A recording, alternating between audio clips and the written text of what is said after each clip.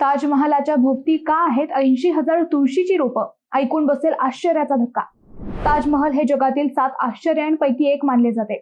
पण मंडळी, तुम्हाला माहिती आहे का की या ताजमहलाच्या भोवती 80,000 पेक्षा जास्त तुळशीची रोपे लावली आहेत? इतक्या मोठ्या प्रमाणात तुळशीची रोपे का लावली आहेत? चला या मागचं कारण जाणून घेऊयात. शहाजहान याने आपल्या पत्नी मुमताजच्या आठवणीमध्ये ताजमहल बांधला. ताजमहलच्या चारही बाजूला 80,000 पेक्षा जास्त तुळशीच्या झाडांच्या रोपाचा भाग आहे.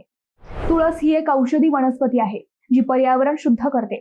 तुळशीमध्ये कार्बन मोनॉक्साईड, कार्बन डायऑक्साईड आणि सल्फर डायऑक्साईड यासारखे हानिकारक वायू शोषून घेण्याची क्षमता आहे. तुळशीच्या वनस्पतीतून बाहेर निघणारा ओझोन वायू सूर्याच्या अतिनील किरणांपासून ताजमहलचे संरक्षण करते.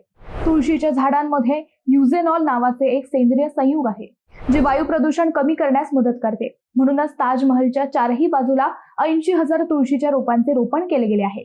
यामुळे ताजमहलच्या आसपासचे परिसर अधिक शुद्ध आणि प्रदूषण मुक्त होते. मंडळी, तुम्हाला ही माहिती आवडली असेल तर एक लाईक नक्की करा.